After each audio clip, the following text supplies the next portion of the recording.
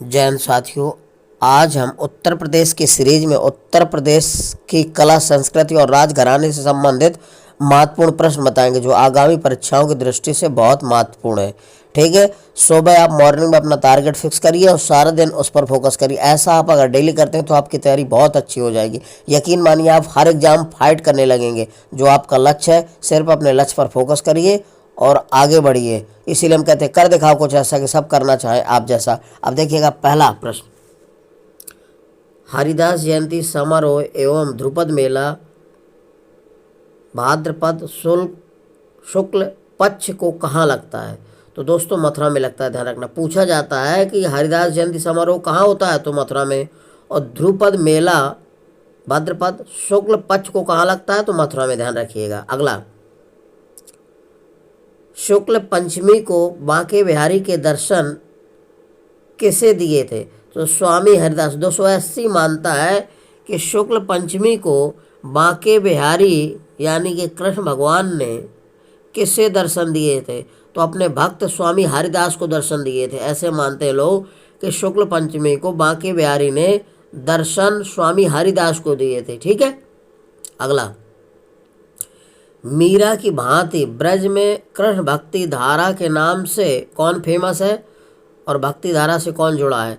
तो ये है ताज बेगम प्रसिद्ध है, ध्यान रखना। मीरा की भांति ब्रज में कृष्ण भक्ति धारा के नाम से कौन जानी जाती है? तो ताज बेगम प्रसिद्ध है। कृष्ण भक्ति धारा के नाम से कौन फेमस है? तो ताज बेगम। ठीक है, प्रसिद्ध है, ध्यान रखना। मीरा की भांति, जैसे मीरा जो है कृष्ण भगवान की भक्ति में लीन रहती थी, उसी प्रकार से जो ताज बेगम है वो कृष्ण भक्ति के नाम से जुड़ी और फेमस है। अगला है, सुरसुरानंद ने 500 ध्रुपद बंदिशें की रचना की।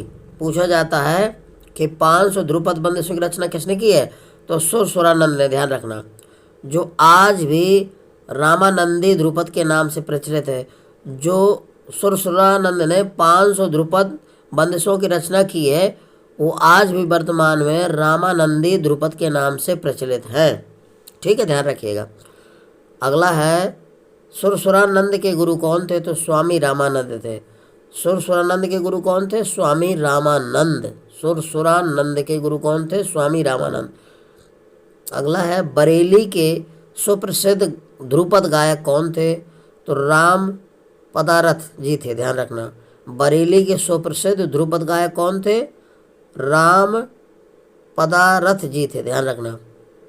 अगला है, संत गोपाल मिश्र लोटन जी, नानक जी किससे संबंधित हैं? अयोध्या के कथक से संबंधित है, कथक शैली से संबंधित है ये। संत गोपाल मिश्र, लोटन जी, नानक जी किससे संबंधित है? तो अयोध्या के कथक से संबंधित, ध्यान रखना। संत गोपाल जी और लोटन जी, नानक जी किससे संबंधित है? अयोध्या के कथक से। यह अयोध्या से संबंधित है और कथक से जुड़े हैं। ठीक है। अमीर खुसरो का जन्म कहाँ हुआ था? तो अमीर खुसरो का जन्म कासगंज जिले के पटियाली गांव में हुआ था। पूछा जाता है अक्सर कि अमीर खुसरो का जन्म कहाँ हुआ था? तो कासगंज जिले के पटियाली गांव में।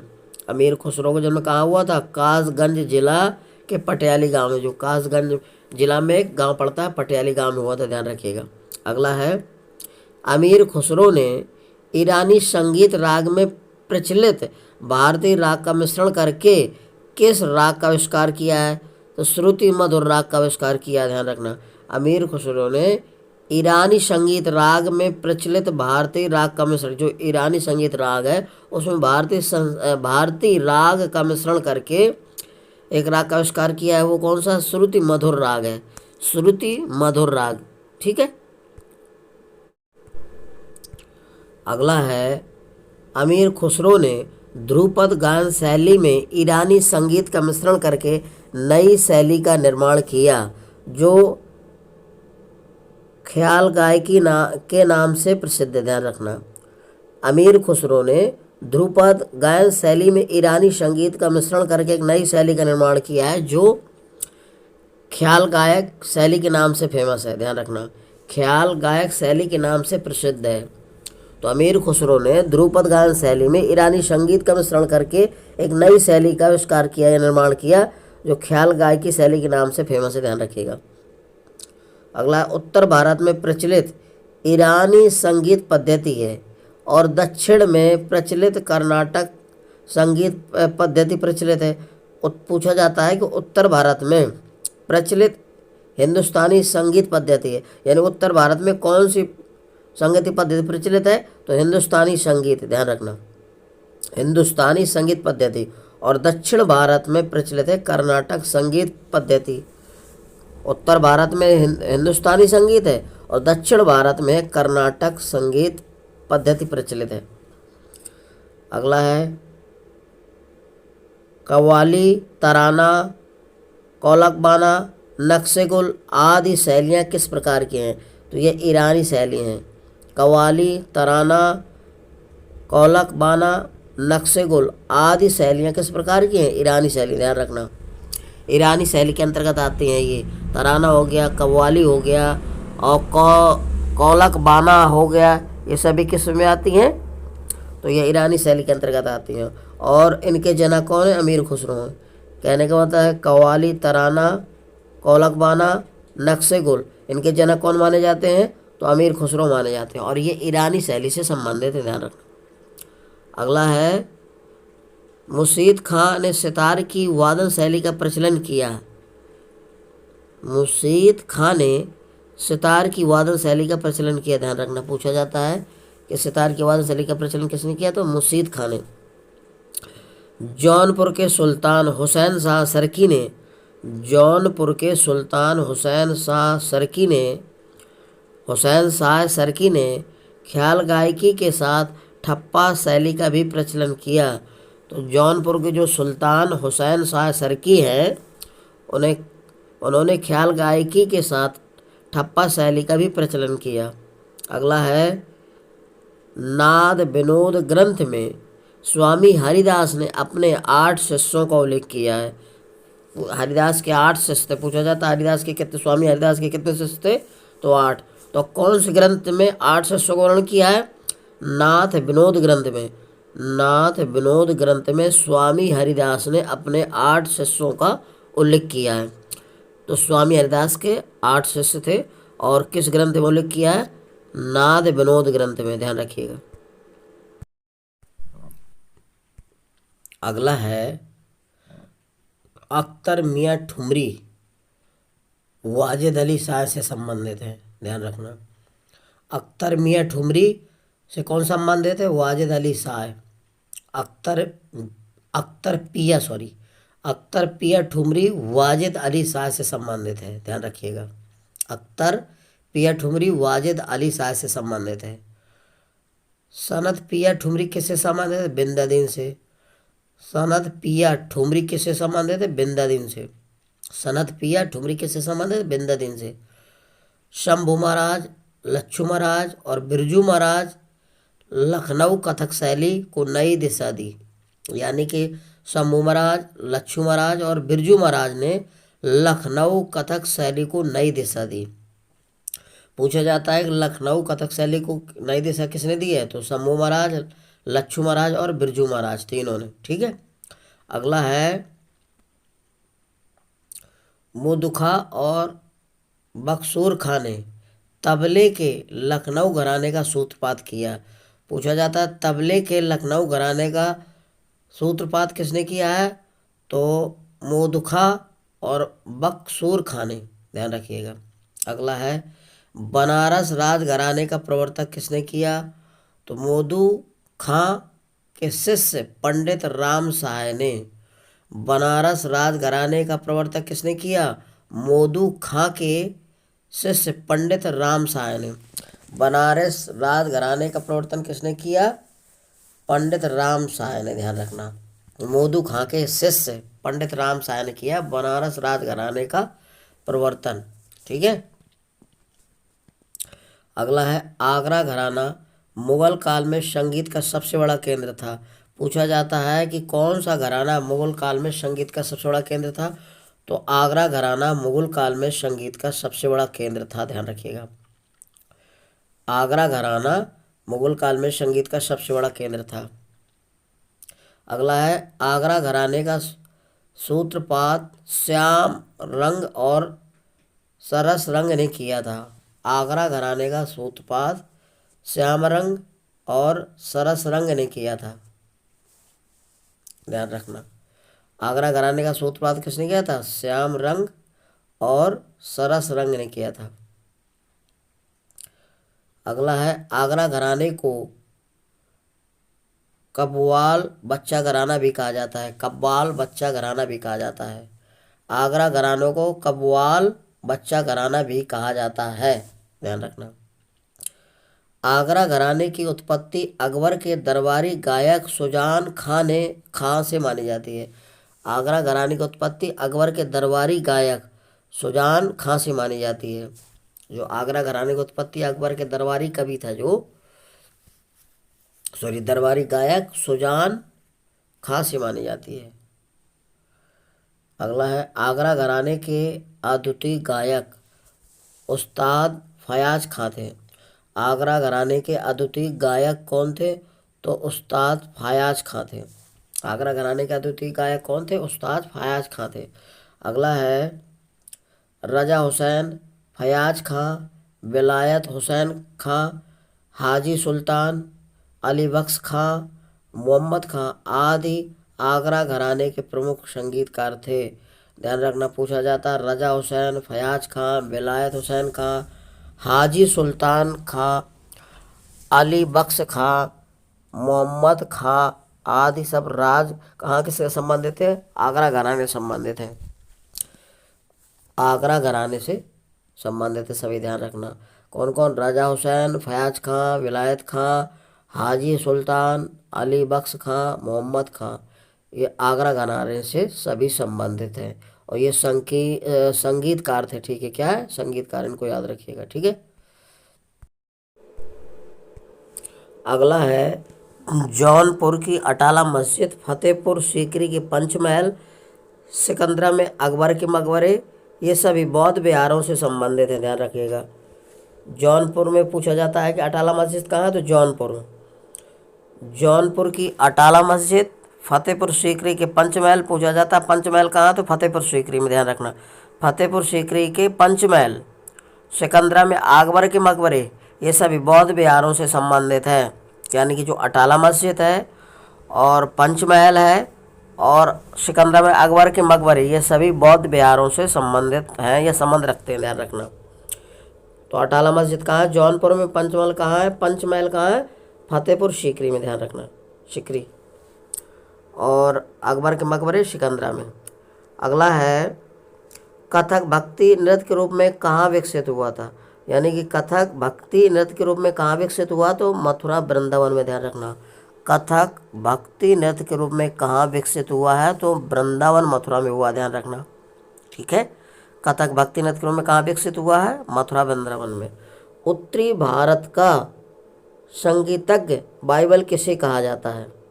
उत्तर भारत का संगीतज्ञ की बाइबल किसे कहा जाता है? यह संगीतज्ञों का बाइबल किसे कहा जाता है? तो भरत मुनि के नाट्यशास्त्र को कहा जाता है। ध्यान रखना, उत्तरी भारत का संगीतज्ञ की बाइबल किसे कहा जाता है? भरत मुनि के नाट्यशास्त्र को।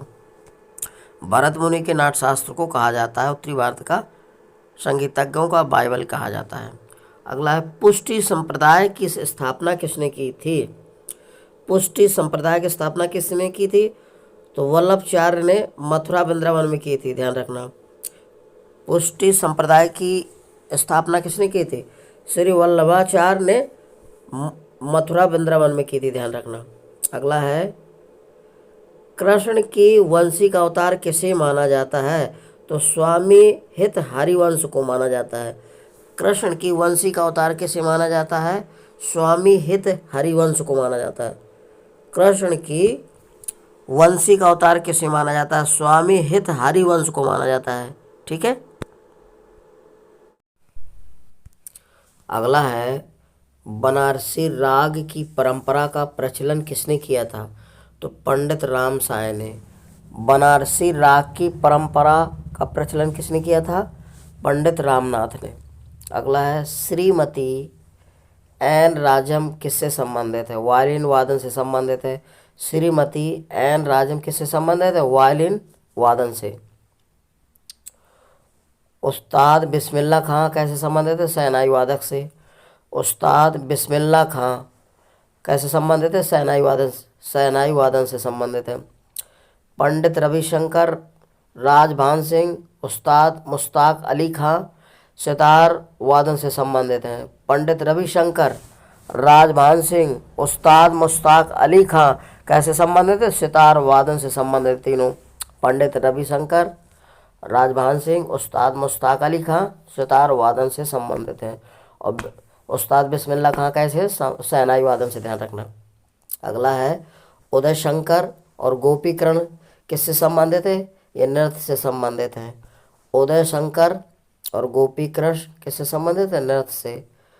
काशी विश्वनाथ मंदिर में प्रातःकाल किस वादन की शुरुआत आज भी प्रचलित है?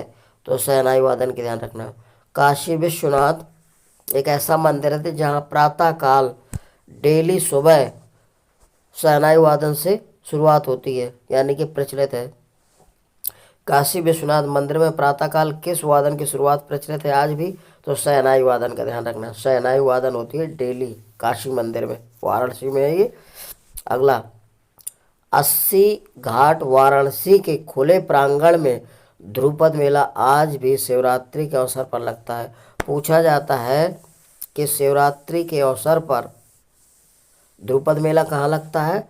तो 80 घाट वाराणसी के खुले प्रांगण, यानी कि खुला जो मैदान है, वहाँ पर ध्रुपद मेला आज भी लगता है शिवरात्रि के अवसर पर। ठीक है, याद रखिएगा।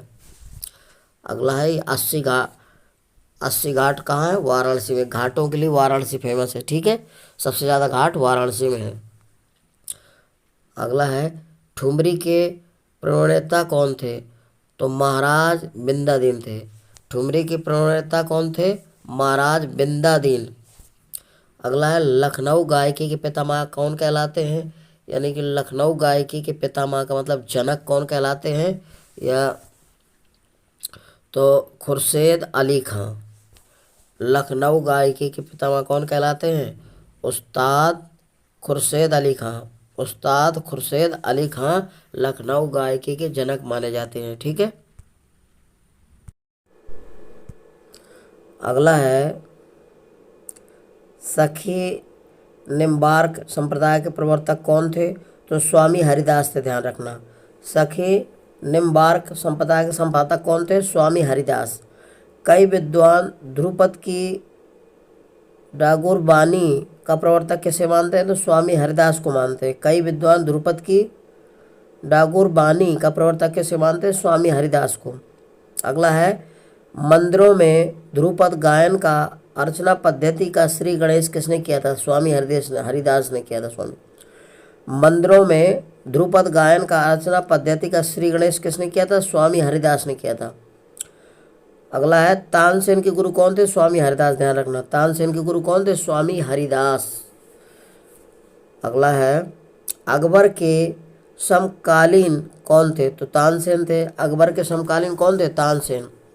स्वामी हरिदास की ध्रुपद गायन शैली कौन थी? गोबहार थी, ध्यान रखना। स्वामी हरिदास की ध्रुपद गायन शैली कौन थी? गोबहार। स्वामी हरिदास की ध्रुपद गायन शैली कौन थी? गोबहार। ठीक।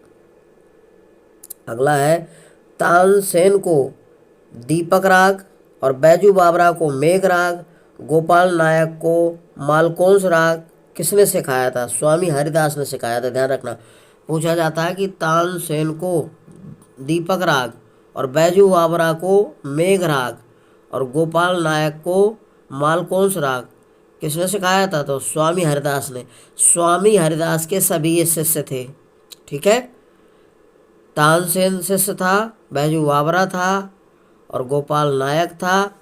ठीक है, तो तानसेन को क्या सिखाया था? स्वामी हरिदास ने दीपक राग, बैजू बावरा को मेघ राग, गोपाल नायक को मालकोंस राग सिखाया था। ठीक है, ध्यान रखिएगा। अगला है स्वामी हरिदास के 8 शिष्य कौन कौन थे? तो स्वामी हरिदास के 8 शिष्य थे बैजू बावरा, तानसेन, गोपाल लाल, मदन राय, रामदास, दिवाकर पंडित, सोमनाथ पंडित, सौरसेन, ये 8 शिष्य थे। कौन कौन से? वैजू बाबरा, तानसेन, गोपाल लाल, मदन राय, रामदास, दिवाकर पंडित, सोमनाथ पंडित और सौरसेन। ठीक है।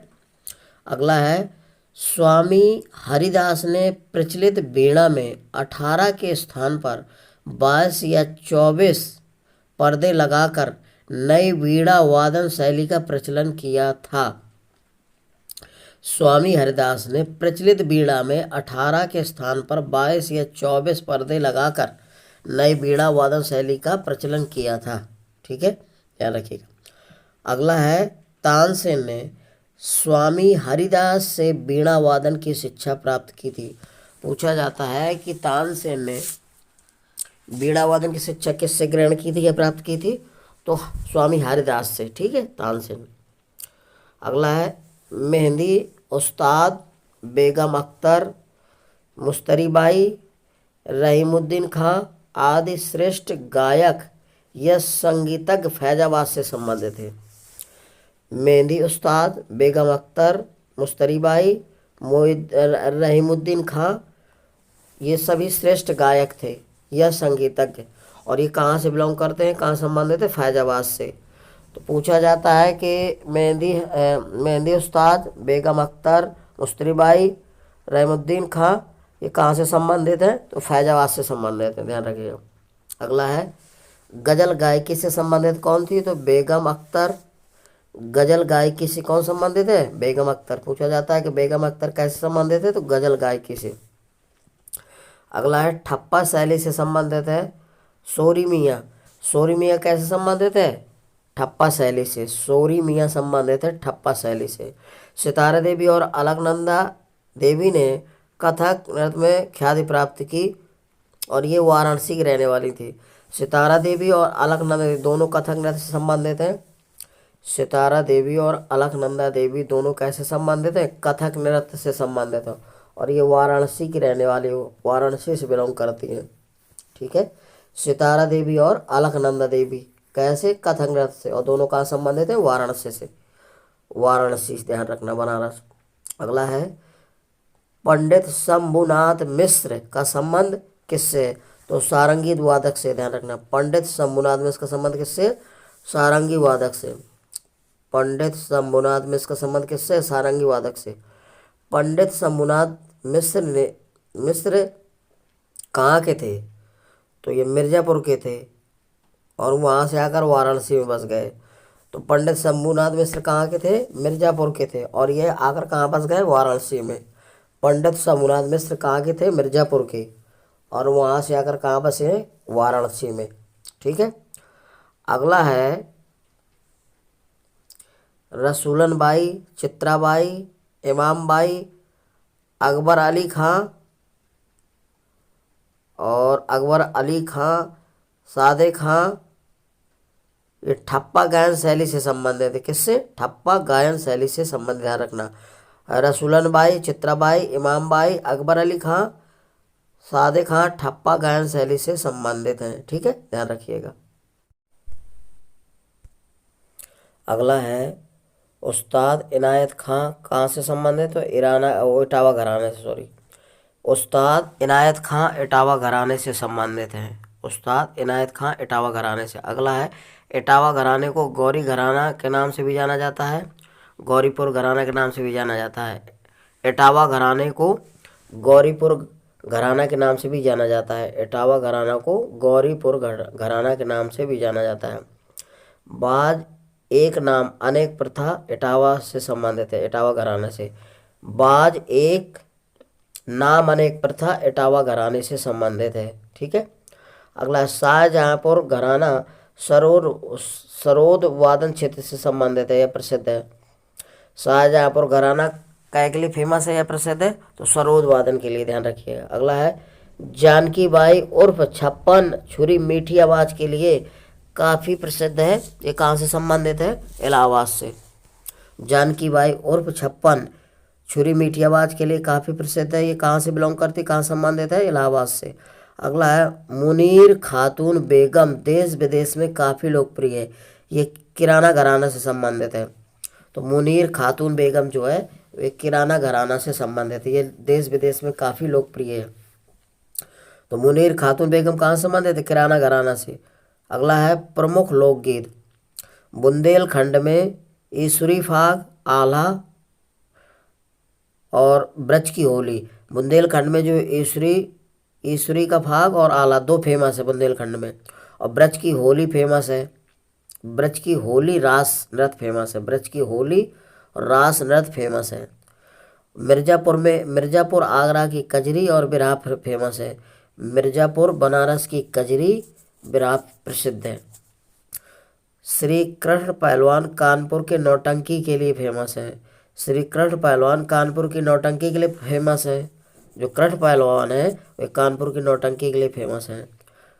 और हाथरस के पंडित नाथूराम शर्मा नौटंकी के लिए भी फेमस है। जो हाथरस के पंडित नाथूराम शर्मा है वो नौटंकी के लिए फेमस है।